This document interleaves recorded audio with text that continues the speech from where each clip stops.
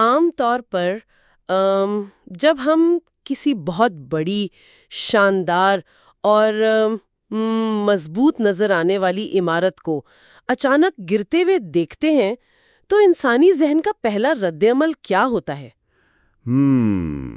ہم فوراً بیرونی عوامل کی طرف دیکھتے ہیں۔ مطلب ہم یہ سوچتے ہیں کہ کوئی زلزلہ آیا ہوگا یا شاید زمین کھسکی ہوگی۔ بالکل، ہم سوچتے ہیں کہ کوئی شدید طوفان ٹکرا گیا ہوگا۔ مطلب ہمارا دماغ یہ ماننے سے ہی انکاری ہوتا ہے کہ اتنی بڑی تباہی محض اپنے آپ کیسے ہو سکتی ہے۔ ہاں، یہ انسانی فطرت کا ایک بہت ہی دلچسپ پہلو ہے۔ ہم ہمیشہ کسی بیرونی طاقت یا کسی بیرونی وجہ کو تلاش کرتے ہیں۔ ایسا کیوں ہے بھلا؟ دیکھیں، اس میں ایک عجیب سے ذہنی سکون ملتا ہے۔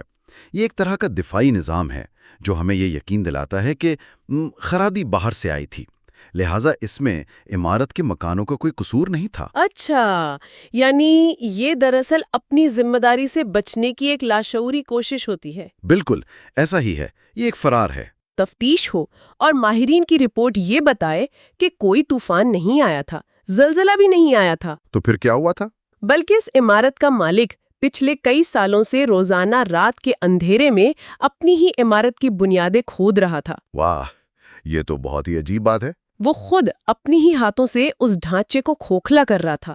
یہ ایک ایسا انکشاف ہے جو پورے منظر نامے کو ہی بدل دیتا ہے، اور آج کی ہماری اس تفصیلی نشست کا باقاعدہ آغاز اسی چوکا دینے والے تصور سے ہوتا ہے۔ صحیح۔ ہمارے پاس آج جو ماخذ موجود ہے وہ بظاہر چند الفاظ پر مشتمل ہے، لیکن اس میں انسانی نفسیات، ذاتی ذمہ داری اور کائنات کے انصاف کا ایک بہت بڑا اور گہرا فلسفہ سمویا ہوا ہے۔ اور یہ ماخذ ہے کیا؟ ہم آج قرآن مجید کی سورت نمبر 11 یعنی سورہ ہود کی آیت نمبر 101 کا جائزہ لے رہے ہیں۔ اس کا عنوان ہم نے رکھا ہے عدل الہی اور خود پر ظلم کرنے کا نتیجہ۔ بہت ہی زبردست اور گہرا موضوع ہے۔ جی ہاں، اور یہ واضح کر دوں کہ ہماری اس گفتگو کا مقصد کسی مخصوص نقطہ نظر کی طرفداری نہیں ہے، بلکہ اس قدیم متن میں موجود اسباب اور اثرات کی سائنس کو غیر جانبدارانہ انداز میں سمجھنا ہے۔ یہ واقعی ایک انتہائی فکر انگیز ماخذ ہے۔ اس گہرے مطالعے کی سب سے اہم بات یہ ہوگی کہ ہم یہ سمجھیں کہ یہ متن انسانی اعمال اور کائناتی عدل کے بارے میں کیا کہتا ہے۔ بالکل، تو آئیے اس بات کا ذرا گہرائی سے جائزہ لیتے ہیں۔ جب ہم کسی تباہی کی بات کرتے ہیں تو جڑ تک جانا ضروری ہے۔ ہاں، اس آیت کا بالکل ابتدائی اصول ہی اس سارے بیانیے کی بنیاد رکھتا ہے۔ متن کہتا ہے وَمَا ظَلَمْنَاهُمْ وَلَكِنْ ظَلَمُوا أَنفُسَهُمْ، یعنی اور ہم نے ان پر ظلم نہیں کیا بلکہ انہوں نے خود اپنے اوپر ظلم کیا۔ مطلب یہ الفاظ اپنے اندر ایک پوری کائناتی عدالت کا فیصلہ رکھتے ہیں۔ مجھے تو یہ بات سب سے زیادہ سوچنے پر مجبور کرتی ہے کہ عام طور پر دنیا میں ظلم کا مطلب کیا سمجھا جاتا ہے۔ یہی نا کہ کوئی طاقتور کسی کمزور کا حق مار رہا ہے۔ بالکل، یا کسی دوسرے شخص کو ناحق نقصان پہنچا رہا ہے۔ مظلومیت کا ایک روایتی خاکہ ہمارے ذہنوں میں بنا ہوا ہے، لیکن یہاں تو تصور یکسر مختلف ہے۔ ہاں، یہاں بات ہو رہی ہے خود پر ظلم کی۔ میری وہی عمارت والی تمثیل ذہن میں لائیں کہ کوئی شخص جان بوجھ کر اپنے ہی گھر کی بنیادیں کھود رہا ہو، اور پھر جب چھت سر پر گرے تو وہ موسم کو یا کائنات کو الزام دے اور خود کو مظلوم ثابت کرنے کی کوشش کرے۔ جی، تو یہ تو ایک شدید قسم کا فکری تضاد ہوا نا۔ بالکل، اور یہی وہ مقام ہے جہاں یہ ماخذ مظلومیت کے اس جھوٹے لبادے کو بے دردی سے اتار پھینکتا ہے۔ اگر ہم اس کی گہرائی میں جائیں تو خالق کی طرف سے یہ کہنا کہ ہم نے ان پر ظلم نہیں کیا، یہ عدل الہی کی سب سے خالص تعریف ہے۔ وہ کیسے؟ مطلب عدل کا یہ مطلب نہیں ہے کہ کبھی کوئی تکلیف نہیں پہنچے گی یا سب کچھ ہمیشہ ہموار رہے گا۔ عدل کا مطلب یہ ہے کہ کائنات ایک خاص اور اٹل اصول پر چل رہی ہے۔ صحیح۔ اگر انسان ان اصولوں کے خلاف جائے گا تو اسے اپنے ہی فیصلوں کا نتیجہ بھگتنا پڑے گا۔ جب متن کہتا ہے کہ انہوں نے خود پر ظلم کیا تو یہ اس بات کا اعلان ہے کہ انسان کے پاس انتخاب کا اختیار موجود تھا۔ اچھا، تو یعنی وہ جو بھی نقصان اٹھا رہے ہیں وہ کسی بیرونی غضب یا اچانک نازل ہونے والی آفت کا نتیجہ نہیں ہے؟ جی نہیں، بلکہ وہ ان کے اپنے ہی مستقل اعمال کا ایک ناگزیر اور منطقی نتیجہ ہے۔ 100%۔ یہ ایک بہت ہی بھاری لیکن ساتھ ہی بااختیار بنانے والی حقیقت ہے۔ بھاری کس لحاظ سے؟ بھاری اس لیے کیونکہ یہ الزام تراشی کا حق چھین لیتی ہے۔ اب آپ کسی اور پر انگلی نہیں اٹھا سکتے، لیکن یہ بااختیار اس لیے بناتی ہے کیونکہ یہ ثابت کرتی ہے کہ انسان اپنے انجام کا خود ذمہ دار ہے، وہ کٹ پتلی نہیں ہے۔ یعنی اس نے غلط راستہ چنا اور اپنی ہی ذات کو نقصان پہنچایا۔ بالکل۔ ویسے عربی زبان میں ظلم کا ایک بنیادی مطلب کسی چیز کو اس کے اصل مقام سے ہٹا کر کسی دوسری جگہ رکھ دینا بھی ہے۔ اچھا، یا یہ تو بڑی دلچسپ بات ہے۔ ہاں، تو جب انسان اپنی صلاحیتوں کو، اپنے مقاصد کو غلط جگہ استعمال کرتا ہے تو وہ دراصل اپنے وجود کے ساتھ ناانصافی کر رہا ہوتا ہے۔ یہ تو ایک طرح کی خود ساختہ تباہی ہو گئی۔ لیکن یہاں میرے ذہن میں ایک اور سوال پیدا ہوتا ہے۔ جی بتائیے۔ جب انسان یہ تسلیم کرنے سے انکار کر دیتا ہے کہ وہ غلطی پر ہے، تو ظاہر ہے اسے اپنے اس غلط راستے کو درست ثابت کرنے کے لیے کچھ سہاروں کی ضرورت پڑتی ہے۔ انسان کی نفسیات تو اتنی جلدی اپنی ہار نہیں مانتی نا۔ ہاں، بالکل نہیں مانتی۔ وہ اپنے اس فکری تضاد کو چھپانے کے لیے کچھ متبادل حقیقتیں تراش لیتا ہے، اور میرے خیال میں یہیں سے ہم اس متن کے اگلے پہلو کی طرف بڑھتے ہیں۔ صحیح، کیونکہ جب کوئی خود پر ظلم کرتا ہے تو فطری طور پر اسے کچھ جھوٹے سہاروں کی ضرورت پڑتی ہے تاکہ وہ خود کو تسلی دے سکے۔ وہ سہارے جو بالآخر سراب ثابت ہوتے ہیں۔ نفسیات میں اسے دفاعی میکینزم یا ڈینائل کی حالت کہا جاتا ہے۔ انسان اپنے ارد گرد ایک ایسی خیالی دنیا بسا لیتا ہے جہاں اسے محسوس ہوتا ہے کہ اس کے غلط اعمال کے باوجود وہ بالکل محفوظ ہیں۔ واہ، آیت کا اگلا حصہ اسی انسانی نفسیات کو بڑی خوبصورتی سے بے نقاب کرتا ہے۔ یہاں معاملہ بہت ہی دلچسپ ہو جاتا ہے۔ متن کیا کہتا ہے اس بارے میں؟ متن کچھ یوں ہے کہ فما اغنت عنہم آلہتہم التی یدعون من دون اللہ من شیء لما جاء امر ربک۔ صحیح۔ یعنی تو ان کے وہ معبود جنہیں وہ اللہ کو چھوڑ کر پکارتے تھے، ان کے کچھ کام نہ آئے جب آپ کے رب کا حکم آ گیا۔ اب دیکھیں، اگر ہم اسے آج کے دور کی زبان اور روزمرہ کی زندگی سے جوڑ کر سمجھے نا، تو یہ تو ایسا ہی ہے جیسے کسی شخص نے اپنی زندگی بھر کی کمائی کسی ایسی انشورنس پالیسی میں لگا دی ہو جو مکمل طور پہ جعلی ہو۔ ہاں، کسی غیر تسلیم شدہ کمپنی کی۔ بالکل، اور وہ شخص ساری زندگی یہی سمجھتا رہتا ہے کہ وہ محفوظ ہے، اس کے پاس ایک بہترین بیک اپ پلان موجود ہے، وہ سکون کی نیند سوتا ہے۔ لیکن جب آفت آتی ہے تو کیا ہوتا ہے؟ وہی نا، جب حقیقت میں کوئی آفت آتی ہے تو وہ پالیسی 1 روپے کا بھی فائدہ نہیں دیتی، کیونکہ اس کی کوئی حقیقی بنیاد تھی ہی نہیں۔ یہ انشورنس پالیسی کی مثال اس نفسیاتی دھوکے کو بڑی حد تک واضح کر دیتی ہے۔ ہمیں یہ سمجھنے کی ضرورت ہے کہ اس متن میں جن معبودوں کا ذکر ہے وہ صرف پتھر کی مورتیاں نہیں ہیں۔ تو پھر اور کیا ہے؟ جدید دور میں ہم جن چیزوں کو اپنا حتمی سہارا سمجھتے ہیں، چاہے وہ بے پناہ دولت ہو، ہمارا سماجی رتبہ ہو، طاقتور دوستوں کا حلقہ ہو، کوئی مخصوص سیاسی نظریہ ہو، یا حتیٰ کہ ہمارا اپنا غرور ہو، مطلب یہ سب دراصل وہی خود ساختہ سہارا ہے۔ بالکل، انسان ان پر مکمل انحصار کرتا ہے اور یہ فرض کر لیتا ہے کہ کائناتی قوانین اس پر لاگو نہیں ہوں گے کیونکہ بھائی اس کے پاس یہ طاقتور سہارے موجود ہیں۔ لیکن ایک بات میری سمجھ میں نہیں آ رہی، جی؟ لوگ ان کھوکھلے سہاروں پر اتنا اندھا یقین کیوں کر لیتے ہیں، خاص طور پر تب جب اس متن میں بڑی صراحت سے بیان کیا گیا ہے کہ وہ من شیئن، یعنی تھوڑا سا بھی، رتی برابر بھی فائدہ نہیں دیتے۔ یہ ایک بہت اہم سوال ہے۔ انسان اتنی بڑی خوش فہمی میں پوری کی پوری زندگیاں کیسے گزار لیتا ہے؟ اس کی بنیادی وجہ انسانی ذہن کی وہ کمزوری ہے جو تلخ حقیقت کا سامنا کرنے سے شدید خوفزدہ رہتی ہے۔ جب انسان خود پر ظلم کر رہا ہوتا ہے، یعنی جب وہ فطرت کے طے شدہ قوانین کے خلاف جا رہا ہوتا ہے نا، تو اس کے لاشعور میں ایک خوف پیدا ہوتا ہے۔ بالکل، اسے اندر سے معلوم ہوتا ہے کہ کچھ غلط ہو رہا ہے۔ اس خوف اور بے چینی کو دبانے کے لیے وہ ایک متوازی دنیا تخلیق کر لیتا ہے۔ یہ جھوٹے سہارے اسی متوازی حقیقت کا حصہ ہے، جو اسے ایک عارضی اور نشہ آور سکون فراہم کرتے ہیں۔ ہاں، کہ سب کچھ ٹھیک ہے، میں دوسروں سے مختلف ہوں، میں محفوظ ہوں۔ وہ ان سہاروں کو اتنی بار اپنے ذہن میں دہراتا ہے کہ جھوٹ اسے سچ لگنے لگتا ہے۔ اور یہ نشہ آور جھوٹا سکون تب تک قائم رہتا ہے جب تک کہ حقیقت اپنا آپ منوا نہیں لیتی۔ جسے اس مخاض میں امر ربک یا رب کا حکم کہا گیا ہے۔ یعنی یہ وہ لمحہ ہے جہاں تمام وہم ٹوٹ جاتے ہیں۔ تو اس لمحے میں ہوتا کیا ہے؟ یہ وہ وقت ہوتا ہے جب کائنات کا اصل قانون اپنی پوری قوت کے ساتھ حرکت میں آتا ہے۔ کوئی بھی سراب، کوئی بھی متبادل حقیقت یا جھوٹا سہارا اس کے سامنے ایک لمحے کے لیے بھی نہیں ٹھہر سکتا۔ مطلب حقیقت سب کچھ بہا لے جاتی ہے۔ بالکل، اصل حقیقت کی لہر اتنی طاقتور ہوتی ہے کہ وہ انسان کو اس کے اپنے کیے گئے ظلم کے نتائج کے سامنے بالکل بے بس اور تنہا چھوڑ دیتی ہے۔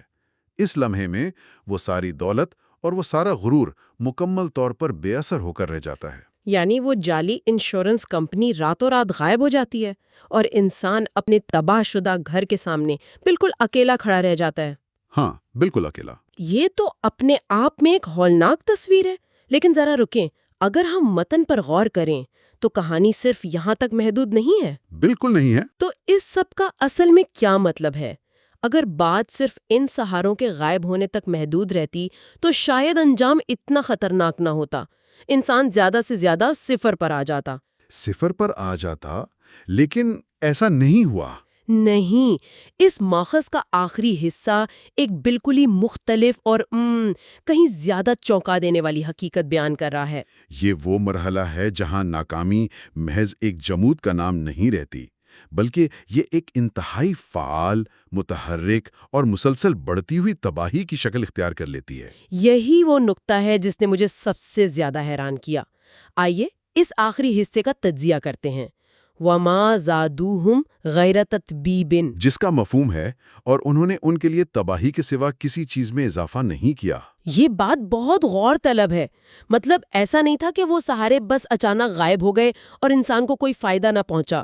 مطلب یہ سہارے غیر جانبدار نہیں تھے۔ تو کیا تھے پھر؟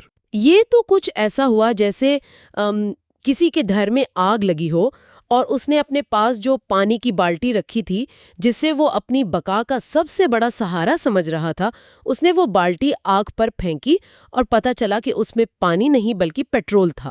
اوف، واہ! اور اس پیٹرول نے آگ کو بجھانے کے بجائے اس کی شدت کو کئی گنا بڑھا دیا۔ بالکل یہی بات، ان سہاروں نے الٹا ان کی بربادی میں اضافہ کر دیا۔ خود پر ظلم کرنے کے اس پورے سفر میں یہ جو لفظ استعمال ہوا ہے تطبیب، جو اس حتمی انجام کو ظاہر کرتا ہے، اس کا اصل میکینزم کیا ہے؟ یہ ایک بہت اہم سوال کھڑا کرتا ہے۔ یہ سہارے الٹا نقصان دہ کیسے اور کیوں بن جاتے ہیں؟ دیکھیں، اس لفظ تدبیب کو سمجھنا اس پورے ماخذ کی جان ہے۔ عربی زبان میں اس کا مطلب صرف یہ نہیں ہے کہ کوئی کوشش ناکام ہو گئی ہے۔ اس کا مطلب ہے کسی چیز کا جڑ سے کٹ جانا، ٹوٹ پھوٹ کا شکار ہو جانا اور ہلاکت کی طرف جانا جس میں نقصان بڑھتا ہی چلا جائے۔ ایک مسلسل تباہی۔ جی، اور جب ہم انسانی نفسیات کا تجزیہ کرتے ہیں تو ہم ایک مکمل دائرہ نظر آتا ہے۔ کیا آپ اس دائرے کے تھوڑی اور وضاحت کر سکتے ہیں؟ مطلب یہ کس طرح کام کرتا ہے؟ اگر ہم آغاز سے دیکھیں تو کہانی شروع ہوئی خود پر ظلم سے۔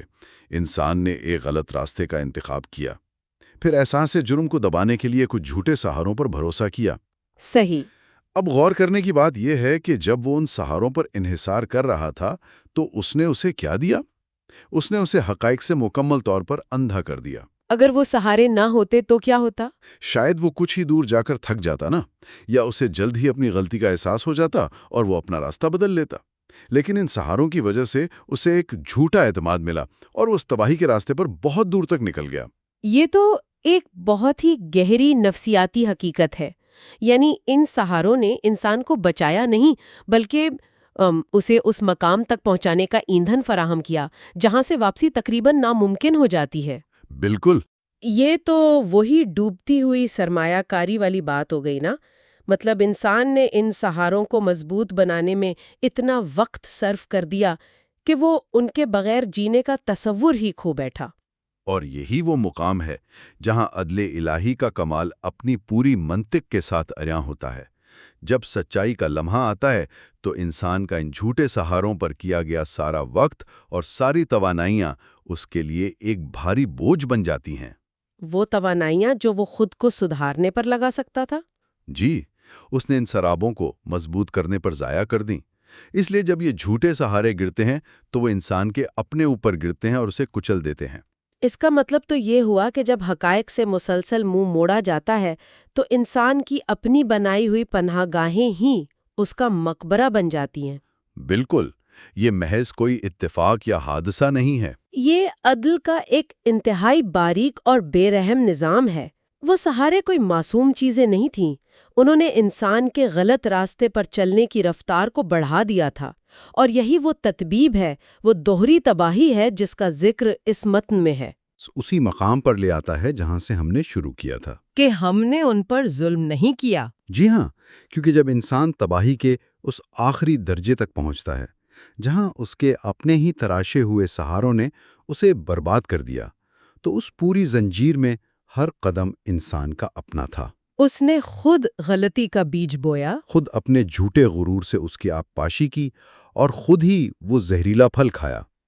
اس سارے عمل میں کائنات کے نظام کا یا خالق کا کوئی جبر شامل نہیں تھا، یہ انسان کے اپنے فیصلوں کا نتیجہ تھا۔ تو اگر ہم آج کی اس تفصیلی گفتگو اور اس گہرے نفسیاتی تجزیے کو سمیٹیں تو ہم نے کیا سیکھا؟ ہم نے بہت کچھ سیکھا ہے۔ ہم نے سورہ ہود کی آیت 101 کے اس شاندار متن کے ذریعے یہ دیکھا کہ کس طرح خود احتسابی سے بھاگنا ایک پورا تباہ کن سلسلہ شروع کر دیتا ہے۔ بالکل۔ پہلے انسان اپنے آپ پر ظلم کرتا ہے، پھر اس تلخ حقیقت سے بچنے کے لیے وہ جھوٹے سہاروں کی ایک متوازی دنیا بساتا ہے۔